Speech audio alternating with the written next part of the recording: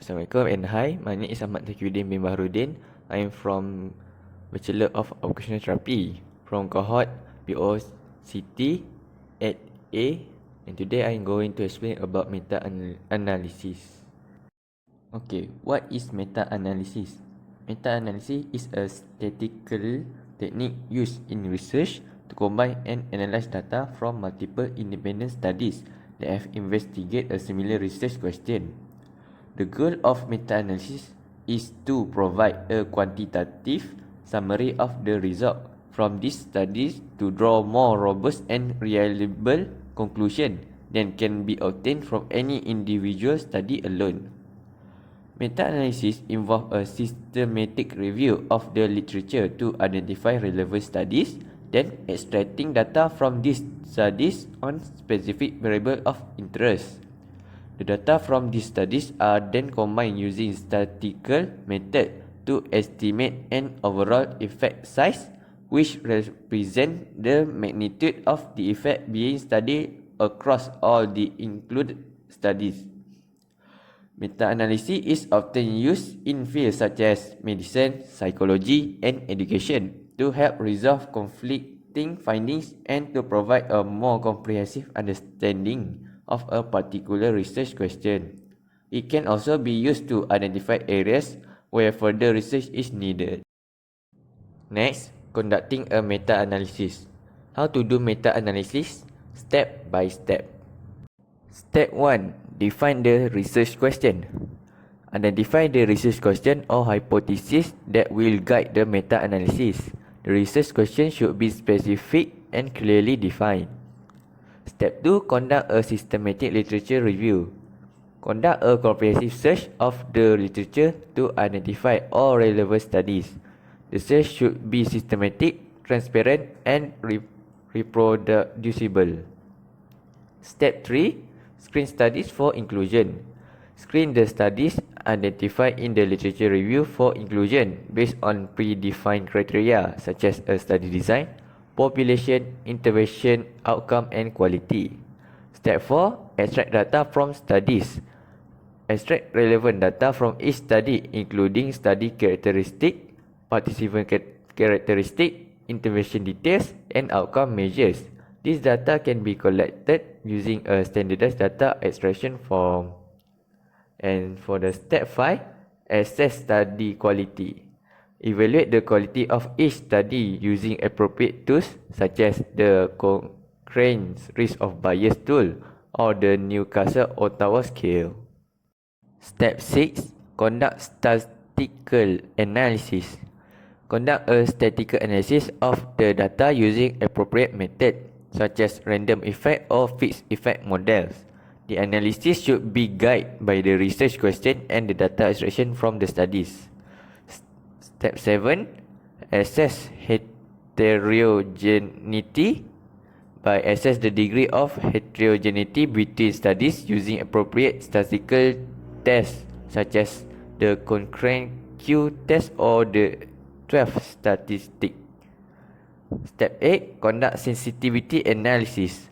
Conduct sensitivity analysis to assess the robustness of the meta-analysis result by excluding studies with different characteristics such as studies with a high risk of bias. Step 9. Interpret result. Interpret the result of meta-analysis including the overall effect size, the confidence interval, and the heterogeneity between studies. The result should be interpreted in the context of research question and the limitation of the studies. And finally, step 10, report results. Report the result of meta-analysis in a clear and concise manner using appropriate format such as a forest plot. The report should include details of the methodology, the result, and the limitation of studies. Furthermore, what is the heterogeneity? Heterogeneity refers to the degrees of variation of diversity among the result of individual study included in a meta-analysis. In other words, it refers to the degree to which the effect size of the individual studies differ from each other. Heterogeneity can arise due to difference in the study design, the population study, the intervention used, the outcome measure used, or other factors. High level of heterogeneity can make it challenging to draw definitive conclusion from a meta-analysis. And then, assessing heterogeneity is an important step in meta-analysis because it helps to determine whether the result of the individual studies can be combined meaningfully. Heterogeneity can be assessed using statistical tests such as the concurrent Q-test or the 12 statistic. If there is a significant heterogeneity, the meta-analysis result may be need to be interpreted with caution, and subgroup analysis or sensitivity analysis may be necessary to explore the source of heterogeneity. Moving on, what is the difference between fixed effect and random effect model? A fixed effect model is a type of statistical model that is used to estimate the effect of one or more categorical variable on a continuous outcome variable while controlling for other variables. In a fixed effect model, the categorical variables are assumed to be fixed and not a random sample from a larger population. Therefore, the model is able to estimate the effect of this variable on the outcome variable while controlling for any other variable that may be influencing the outcome. On the other hand, a random effect model is a type of statistical model that is used to estimate the effect of one or more categorical variable on a continuous outcome variable, while also accounting for the fact that the categorical variable are a random sample from a larger population. In a random effects model, the effect of the categorical variable is allowed to vary across the level of the variable. The main difference between a fixed effect and a random effect model is that a fixed effect model assumes that the categorical variables are fixed, while a random effect model allows for the effect of the categorical variable to vary across the level of the variable. This means that a random effect model allows for the possibility that the effect of a variable may be different in different group or level of the variable.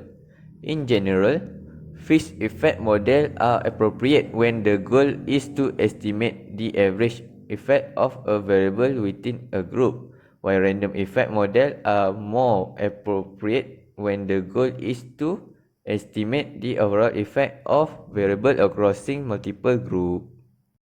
Summary measure used in systematic reviews. How to interpret analysis of meta-analysis. For summary measure used in systematic review and meta-analysis include effect size.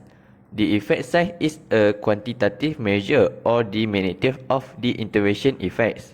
It is calculated using a variety of statistical methods such as the standardized mean difference (SMD) or the risk ratio (RR).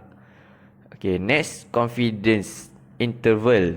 The confidence interval is a range of values that is likely to contain the true effect size with a certain level of confidence. Typically, a 95% confidence interval is used in meta-analysis. And then, forest plot. A forest plot is a graphical representation of the meta-analysis result. It displays the effect size and confidence interval for each study included in the analysis, as well as the overall effect size and confidence interval. And then lastly, heterogeneity statistic. Heterogeneity statistics such as a concurrent Q-test or 12 statistic is used to assess the degree of variation or diversity among the result of individual studies included in the meta-analysis. And to interpret the analysis of meta-analysis, one should consider several factors including overall effect size, The overall effect size should be interpreted in the context of the research question and the population study. A significant effect size indicates that the intervention is effective in achieving the desired outcome. And then, confidence interval. The confidence interval provides an estimate of the precision of the effect size. A narrow confidence interval suggests a more precise estimate of the true effect size, while a wide confidence interval indicates a less precise estimate. Besides that, heterogeneity. The degree of heterogeneity between studies should be considered when interpreting the meta-analysis result. High level of heterogeneity can reduce the confidence in the overall effect size and indicates that the environment may not be effective in all populations or under all circumstances. And the last factor, subgroup analysis. Subgroup analysis can be used to explore the source of heterogeneity and to determine whether the intervention is effective in specific subgroup of the population. Overall, the interpretation of meta-analysis should be guided by the research question, the quality of the included studies, the strength of the effect size, and the degree of heterogeneity. The limitation of the study should also be considered when interpreting the result. And that's all from me. Thank you very much.